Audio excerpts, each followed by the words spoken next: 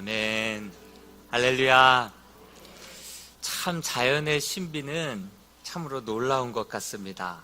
말복과 초서가 지나자 날씨가 이렇게 달라집니다. 이런 농담인지 속담인지요? 초서가 지나면 모기도 입이 삐뚤어진다, 이런 말이 있죠. 참 아침 저녁으로 이렇게 온도 차이가 많이 나기 시작했습니다.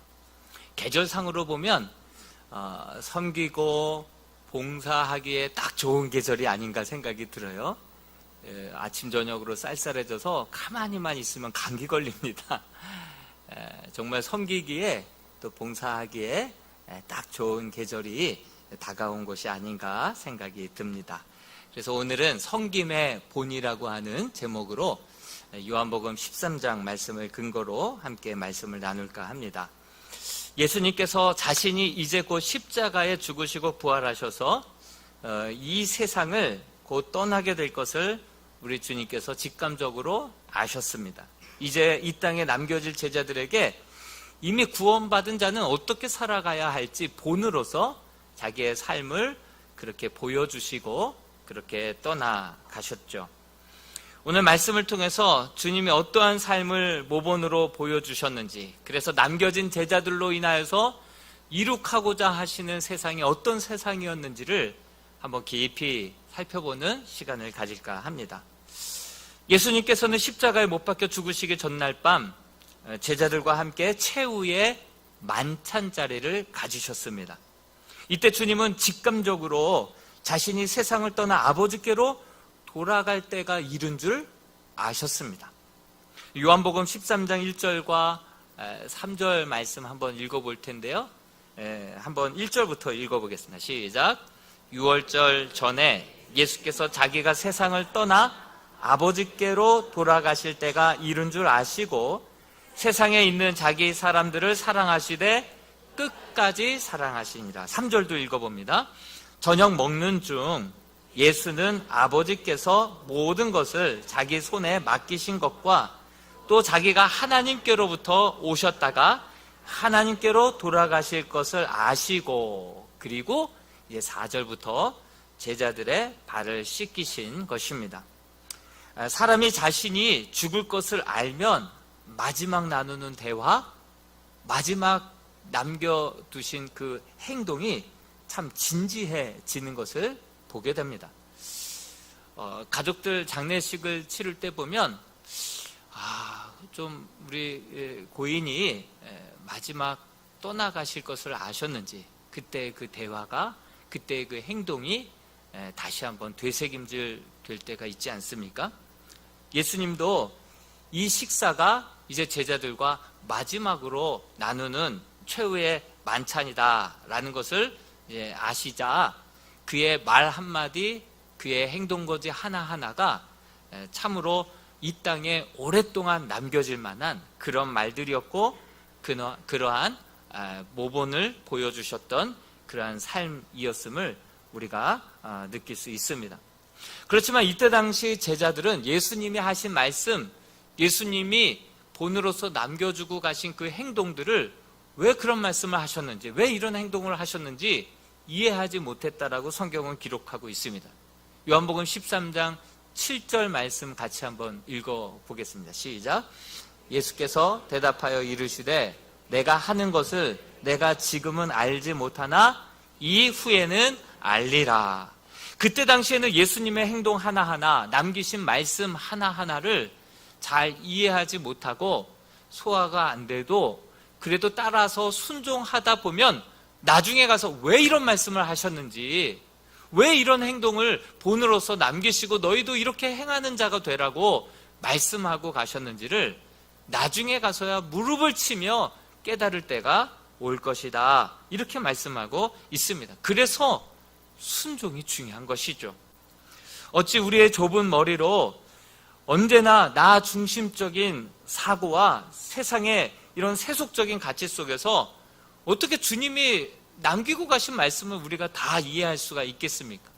우리 주님께서 본으로서 너희도 이렇게 따라서 행하라라고 이렇게 본으로서 남기고 가신 행동을 우리는 그때 당시에는 다 이해가, 소화가 안 됩니다. 이 좁은 머리로 그 놀라운 구속의 주님의 그 놀라운 구속사적인 사건들을, 그 말씀들을 우리는 다 소화할 수가 없죠. 가룟 유다는 열심당원이었습니다. 그래서 예수를 따르다 보면 로마의 압제로부터 이스라엘이 해방될 것이다라고 생각을 하고 주님을 따랐는데 자기의 생각대로 되지가 않았어요. 예수님을 따르다가는 쪽박 찰 것 같은 거예요. 그러니 서둘러서 예수를 은 30에 팔아 넘기기를, 그렇게 사탄이 사로잡혀서 순간 그렇게 넘길 것을 그렇게 판단을 내리지 않았습니까? 요한복음 13장 2절에 나온 말씀인데요. 2절 말씀도 같이 한번 읽어보겠습니다. 시작.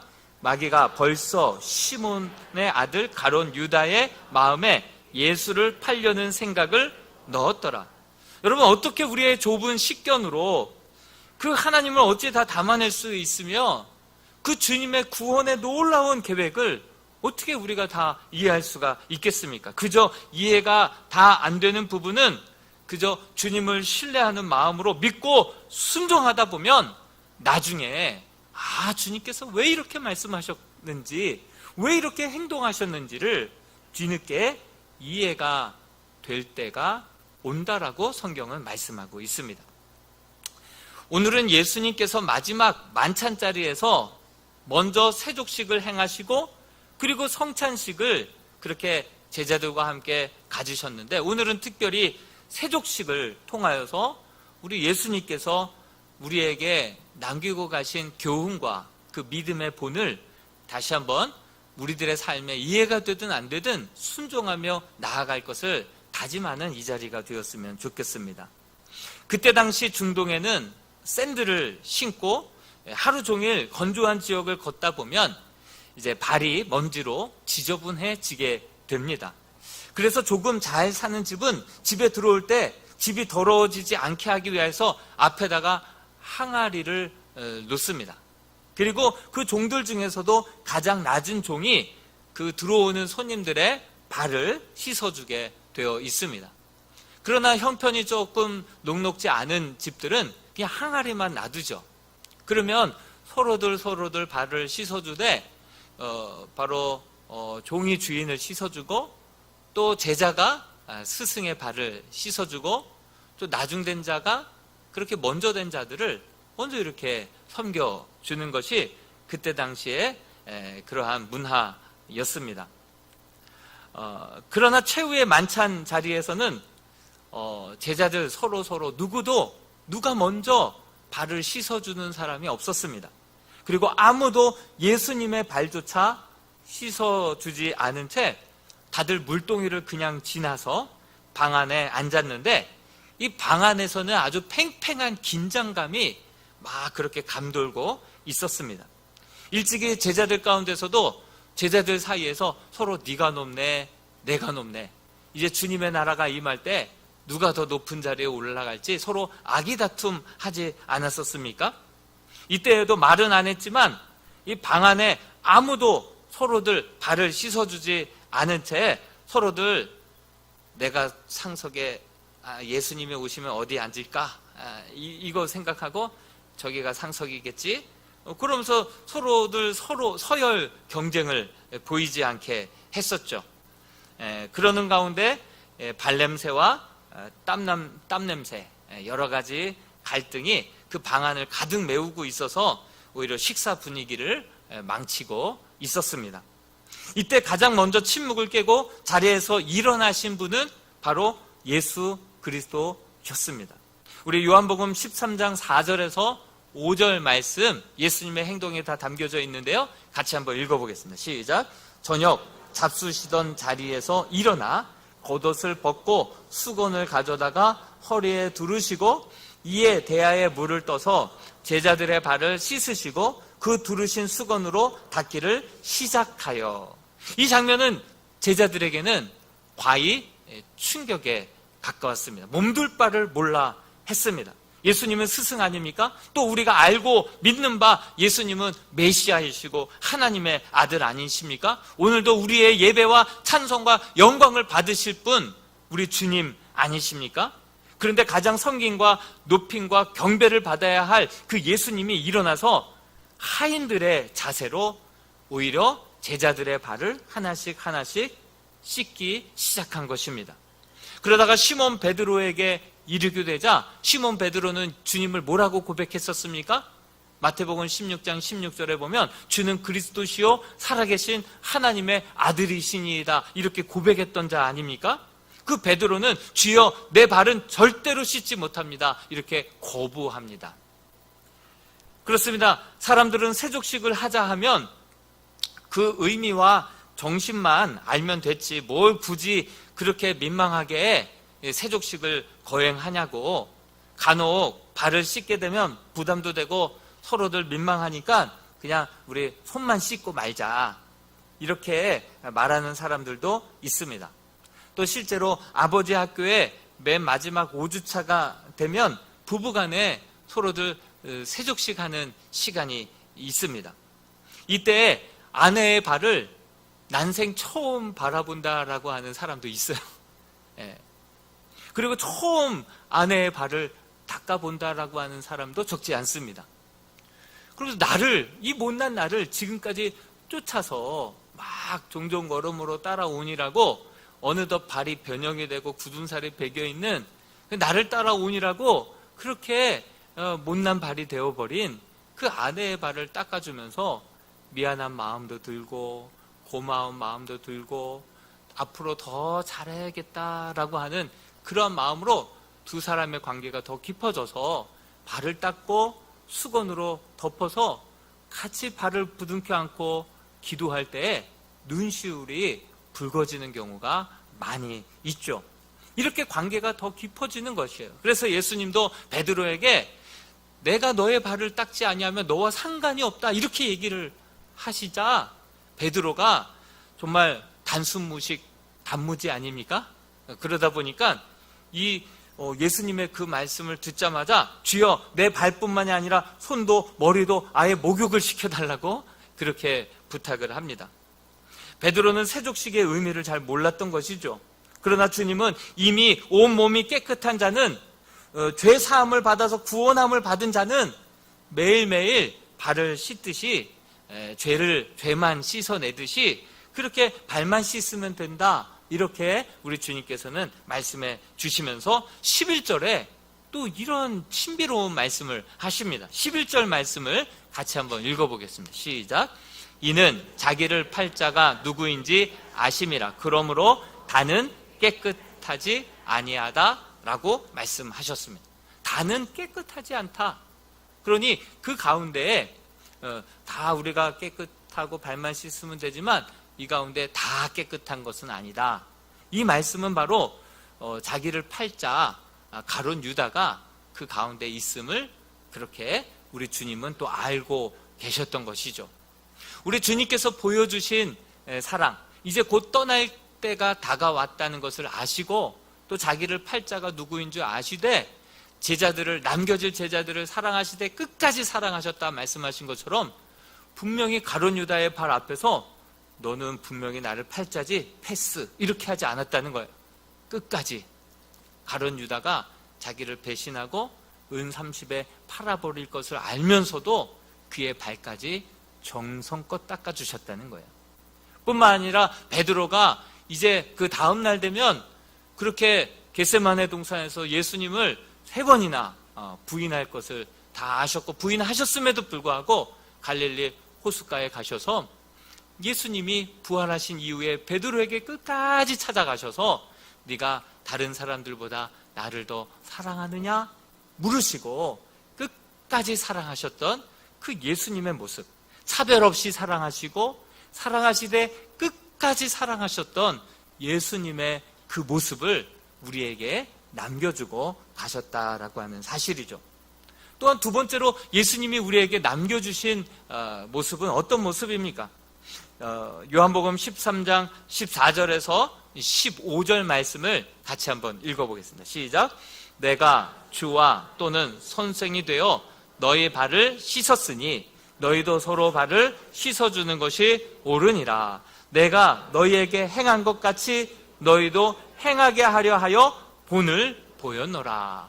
우리 주님께서 우리에게 보여주신 사랑은 본을 보여주신 사랑이에요. 본을 보여주셨다는 것은 내가 이렇게 산 이유는 너희도 이와 같이 행하게 하려 함이니라. 그런 뜻에서 우리에게 본을 보여주셨다라고 하는 사실이죠. 어떤 본을 보여주셨습니까? 내가 주와 또는 선생이 되었다. 그리고 너희들의 발을 씻어주었다.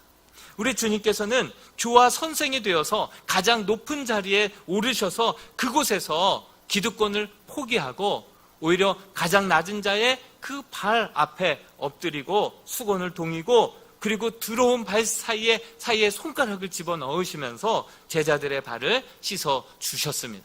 가장 의롭고 가장 깨끗한 자가 십자가를 대신 짊어지시고 대신 십자가에서 죽으셨다라고 하는 사실이죠. 주님의 사랑은 여기에서 멈추지 않았고 너희도 이와 같이 행하는 자가 되라고 내가 이 모든 것은 본으로서 너희에게 보여준 것이다 말씀하고 있습니다. 여러분, 가장 높은 스승이 섬김을 받고 제일 먼저 발 씻음을 받아야 될 가장 선생이시고 주인이신 분이 오히려 제일 낮은 종처럼 허리에 수건을 두르고 제자들의 발을 씻어줄 때 제자들은 충격에 휩싸일 것입니다. 미안하고 죄송하고 이기적인 모습, 3년 반 동안 주님을 따라다녔는데 이것밖에 안 되나? 그런 마음에 모두 다 그 방안은 충격에 휩싸이고 말았을 것입니다. 그런데 세상은요, 바로 이럴 때 가장 많이 변화되는 것을 보게 됩니다. 많은 사람들이 예수님의 이런 모습을 보고 손에 들고 있었던 돌들을 내려놓았죠. 방 안에 팽팽한 긴장감이 한순간 눈 녹듯이 다 녹아져 버리고 그 마음 가운데는 죄송한 마음, 미안한 마음에 나도 주님과 같이 섬기는 삶을 살아야겠다라는 마음으로 한순간 변화되는 것을 보게 됩니다. 여러분, 마가복음 9장 35절 말씀을 같이 한번, 예수님이 하신 말씀인데요, 같이 한번 읽어보겠습니다. 시작. 예수께서 앉으사 12 제자를 불러서 이르시되 누구든지 첫째가 되고자 하면 뭇 사람의 끝이 되며 뭇 사람을 섬기는 자가 되어야 하리라. 여러분, 종이 열심히 섬기는 것은 당연한 거죠. 그렇지만 상전이 되고 주인이 되고 사장이 되고 선생이 되고 높은 자리에 올라가서 거기에서 기득권을 내려놓고 섬길 때 다른 사람들은 어쩔 줄을 몰라 하고 그 방 분위기는 모든 분위기가 서로 섬기는 분위기로 바뀌어지게 되는 것이죠. 여러분, 세상이 언제 가장 많이 무장해제가 되고 언제 세상이 가장 많이 변화가 됩니까? 섬김을 받아야 마땅할 사람이 기득권을 내려놓고 겸손하게 먼저 섬길 때 모두 다 황송해하면서 그 세상이 바뀌고 그 땅 가운데 하나님의 나라가, 겸손한 하나님의 나라가 이 땅 가운데 세워지게 될 줄로 믿습니다. 그저 종이 열심히 섬기는 것은 자기 할 바를 한 것밖에 안 됩니다. 무슨 감동도 그냥 쫓겨나지 않고 밥벌이 할 정도입니다. 그런데 선생이 되고 스승이 되고 앞선 자가 되고 높이 올라가서, 그러니 우리 믿는 자들은 어떻습니까? 좁으면 좁은 길 성실하게 진실되게 열심히 살아가지고 선두의 법칙 높은 곳에 올라가서 그곳에서 본전 생각하고 내가 이 자리에 어떻게 올라왔는데 그 본전 생각하지 않고 오히려 기득권을 내려놓고 겸손하게 허리를 굽혀서 섬길 때 그 모든 회사와 교실과 가정과 교회와 이 세상이 변화되게 될 줄로 믿습니다. 이 땅 가운데 하나님의 나라가 세워지게 될 줄로 믿습니다. 저는 여러분들의 직장이, 여러분들의 가정이, 여러분들이 속한 그러한 여러분들이 거하고 있는 모든 장소가 이와 같이 정말 감동의 도가니가 될 수 있기를 주님의 이름으로 축복합니다. 지금의 이 세상을 보십시오. 특별히 정치를 한번 보십시오. 옳은 소리들만 계속합니다. 누가 이곳에 쓰레기 버렸어? 하면서 그 재판 방망이하고 몽둥이 가지고 쓰레기 버린 사람들을 찾고 있어요. 그러나 여러분, 쓰레기는 뭐 재판 막대기하고 몽둥이로 청소합니까? 쓰레기는 당연히 빗자루로 청소하는 거 아니겠습니까? 누가 먼저 팔 걷어붙이고 쓰레기 청소 싹 하게 되면은 그렇게 다 해결될 문제 가지고 서로들 누가 이 쓰레기 버렸냐고 재판을 벌이고 서로 시시비비를 가리다 보면은 5년마다 정권이 바뀔 수밖에 없겠다, 이런 생각을 해보게 됩니다. 저희 교회는 관리 집사님이 없습니다. 가만히 제가 이렇게 묵상을 하다 보니까 우리 비전센터가 최후의 만찬 장소와 같은 분위기겠다 생각이 좀 들었어요. 왜냐하면 그 비전센터에 이렇게 보면은 카페 봉사팀들이 있지 않습니까? 그럼 카페 봉사만으로도 힘들죠. 시간도 많이 들고 정성도 많이. 그 봉사만으로도 귀하죠.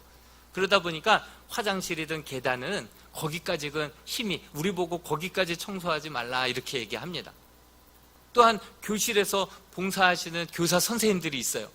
그분은 자기가 맡은 그 부서에서 열심히 가르치고 봉사하고 헌신하고 그 부서 정리하고 그리고 마치고 가기에도 바빠요.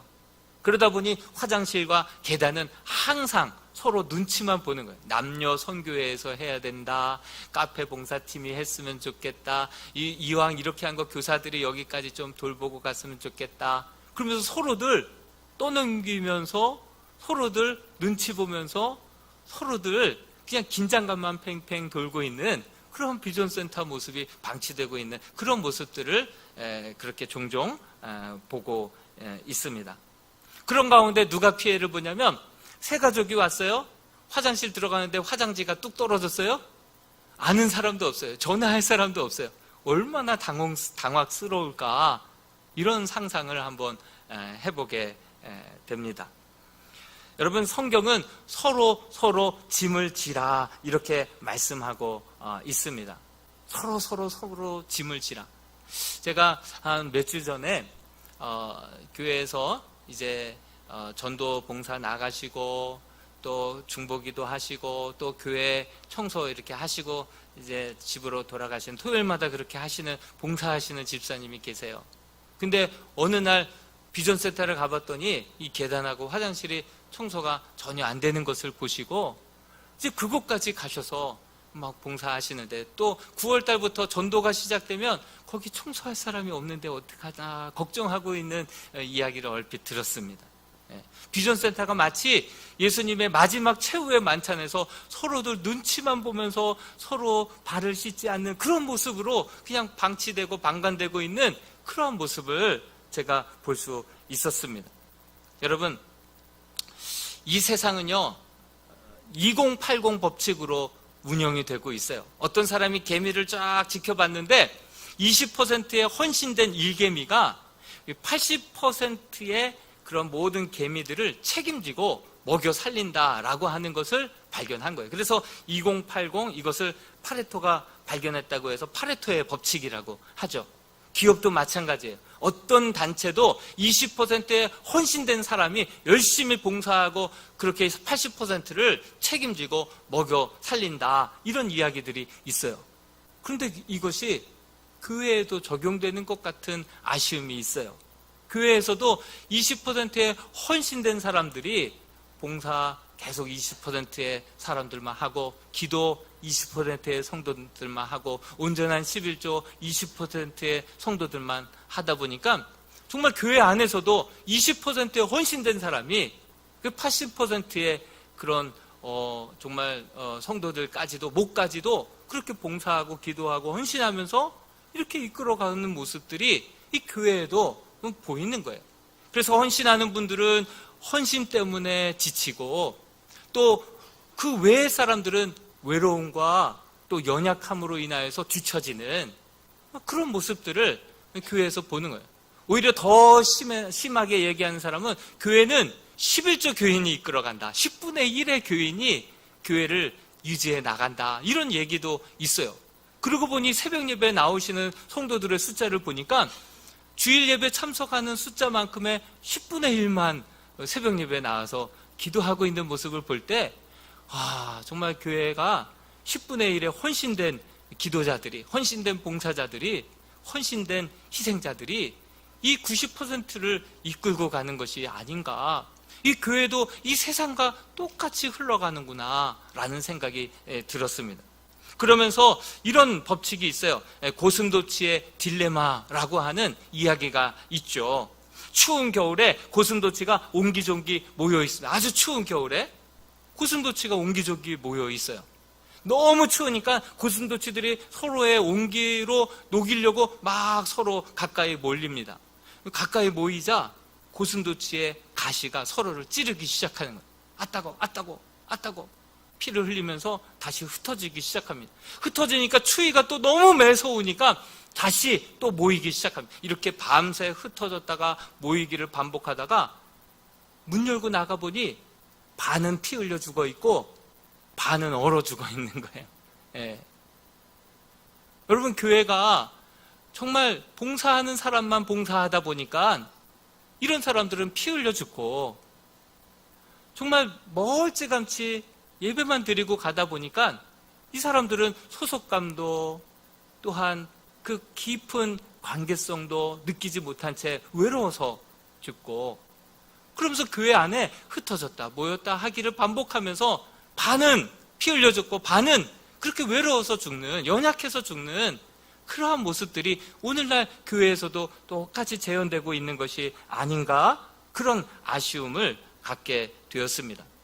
우리 주님께서는 너희가 서로 발을 씻어 주어라, 이를 위하여서 내가 본을 보였다.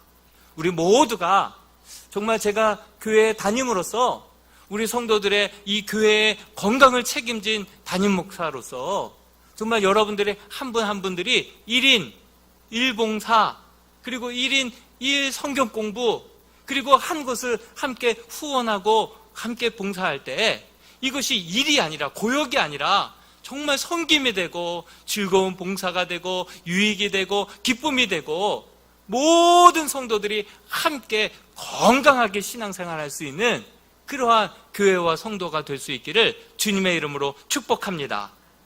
섬김과 봉사는 사실 교회를 위해서, 하나님의 나라와 영광을 위해서 하지만 결국 돌아오는 것은 나에게 복이 될 줄로 믿습니다. 우리 17절 말씀을 같이 한번 읽어보겠습니다. 17절 시작. 너희가 이것을 알고 행하면 복이 있으리라. 할렐루야. 제가 예전에 신대원 들어갈 때, 그때 당시에는 정말 신학생들이 많이 몰렸었어요. 그래서 경쟁률이 13대 1 그랬었어요. 13대 1.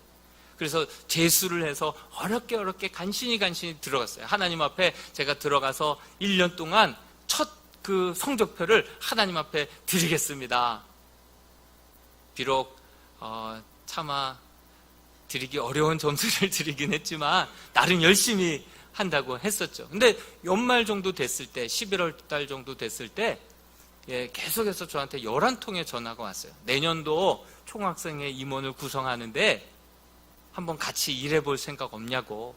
저는 이 신대원이라고 하는 것은 사람들의 영혼을 건져내는 그 영혼의 밧줄을 준비하는 곳이기 때문에 저는 생명줄을 만들어 가는데 전심전력을 해야지 다른 데 신경 쓸 여력이 없다 생각을 했었죠. 근데 11번이나 전화가 오는 거예요. 예전에도 총학생회 한번 봉사했던 그 이력이 있으니까, 경험이 있으니까 같이 한번 봉사해보자. 11번이나 그렇게 부탁을 하는데 제가 11번째 거절했다가는 뭐 대단한 사람도 아닌데 이거 안 되겠다 싶어서 11번째에는 알겠습니다. 부족하나마 어떤 일인지는 모르겠지만 섬기겠다, 이렇게 했습니다. 그런데 11번 고사했다고 보복성 인사를 단행한 것 같았습니다. 그냥 사무랑 관리하는 것을 저한테 맡겼어요. 사무랑 관리하는 거. 그러다 보니까 회비를 늘 이 사용료를 받아야 되죠. 거기에서 또 장학생을 선발해야 되죠. 누가 열쇠 안 가져왔다고 그러면 쫓아가서 또 맞는 키로 열어줘야 되죠. 또 물건을 안 빼고 그냥 휴학해버린 사람은 쫓아가서 그 열쇠를 받아다가 또 열어서 다른 사람 쓰게 만들, 보통 손이 많이 가는 일이 아니었어요. 채플실에 들어가서 앉아있으면 열쇠 안 가져왔다고 열어달라고 또 전화가 와요. 수업 시간에도 막 전화가 와요. 수시로 불려다니는 거예요. 그래서 하나님 앞에 막 원망했어요. 하나님, 내가 이러려고 여기 신대원 들어왔습니까? 그러면서 하나님 앞에 막 불평하면서 기도하는데 하나님이 이런 감동을 주시는 거예요. 이 일 너가 아니어도 누군가는 해야 되지 않겠니? 그런데 네가 내 일을 하면 내가 너의 일을 해줄게. 기쁨으로 이 일을 할 수 없겠니? 그런 마음을 주시는 거예요. 여러분, 하나님의 손이 완벽합니까? 제 손이 완벽합니까? 하나님의 손은 약손이고 제 손은 똥손이죠. 예. 하나님께서 제 일을 완벽하게 해주시지만 저는 하나님의 일을 한다고 해도 어설프고 항상 부족하고 연약하고 그러지 않습니까? 그러니까 하나님께서 그런 감동을 주셔서 제가 기쁨으로 주를 섬기겠습니다 하고 원망하지 않고 그때부터 콧노래 부르면서 즐거운 마음으로 그 1년을 그렇게 섬겼습니다.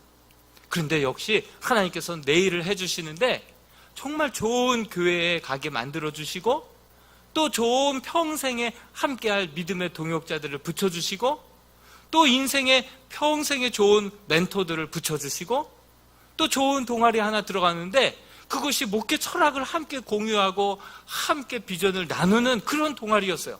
겉의 모습은 전도 동아리였지만 그 속 안에 들어가 보니까 목회 철학을 함께 나누면서 주님의 전도 계획, 주님의 목회 이것을 배우고 나누는 그러한 동아리였어요. 그래서 얼마나 많은 더 유익과 도움을 받고 그것이 밑거름되고 쌓이고 쌓여서 그때부터 지금까지 인도함 받아서 제가 이람교회에 오게 된 것도 바로 하나님의 손길 때문에 온 줄로 믿습니다. 내가 어설프게나마 하나님의 일을 하게 할 때에 하나님은 완벽하게 손댈 것 없이 우리의 인생을 책임져 주시고 우리의 길을 인도해 주실 줄로 믿습니다. 정말 그런 마음으로 이제 올 한 해가 이제 딱 4개월 남았습니다. 9, 10, 11, 12. 이 4개월 동안에 한번 예수님의 이 말씀처럼 직접 한번 실험을 해보는 오늘 이 이람교회가 실험장이 되었으면 좋겠습니다. 예수님이 보여주신 섬김의 본을 따라서 무조건 한번 따라해보는 그러한 시간이 되었으면 좋겠습니다. 봉사할 기회가 있을 때 그 기회를 놓치지 말고 일단 내게 순서가 왔을 때 기쁨으로 그 일을 한번 해볼 수 있기를 바랍니다. 남들보다 앞서서 문을 열어주시고 자리를 양보해 주시고 자기 할 일이 아니다 하더라도 쓰레기를 보면 먼저 줍고 그렇게 눈을 크게 뜨고 종의 마음을 가지고 그렇게 이런저런 일들을 찾아 나서다 보면 그 일을 하다 보면 진정 이 게임이 이기는 게임인지 지는 게임인지 결국 4개월만 지나도 그런 판가름이 날 것입니다. 만약에 여유가 더 있으신 분은 한번 반대로도 한번 실험해 보시기 바랍니다. 기회가 주어져도 자기 중심적으로 생각해서 그 봉사 기회가 왔을 때 은근슬쩍 한번 피해 보시기 바랍니다. 예, 반대로도 한번 행동해 봤으면 좋겠어요. 그래서 하나님과 더욱더 결국은 가까워지는지 아니면 멀어지는지, 예, 사람들에게 왕따를 당하고 고립당하는지 아니면 사람들에게 인싸가 되는지 그것도 한번 반대로 실험을 해봤으면 좋겠습니다. 이 4개월 동안 오늘 우리 이람교회가 정말 하나님의 말씀대로 한번 실천해보고 순종해봤을 때 과연 어떻게 하나님이 응답하실지를 실험해보는 실험장이 될 수 있기를 주님의 이름으로 축복합니다. 저는 사실 이 처음 봉사는 교회를 위해서 하고 체면 때문에 하고 책임감 때문에 하고 하나님의 나라를 위해서 하지만 결국에 뒤돌아서 보면 이 봉사하기로 한 것 때문에 예배 빠질 수 없게 되고요. 이 봉사 때문에 사람들과의 관계가 더 깊어지게 되고요. 이 봉사 때문에 내 신앙이 영적으로 더 성숙하게 되고요. 뒤돌아보면 이 모든 것들이 다 나의 유익이 되고 복이 되어서 돌아오는 것을 보게 됩니다. 여러분, 우리 육체의 훈련도 큰 유익이 있지만 이 경건의 훈련, 이 봉사와 섬김의 훈련은 이 땅에서뿐만이 아니라 다가올 내세에도 큰 유익이 있다. 성경은 말씀하고 있는데요. 우리 디모데전서 4장 8절 말씀을 세 번역으로 읽고 말씀을 마칠까 합니다. 같이 읽습니다. 몸의 훈련은 약간의 유익이 있으나 경건 훈련은 모든 면에 유익하니 이 세상과 장차올 세상에 생명을 약속해 줍니다. 할렐루야. 우리 이 시간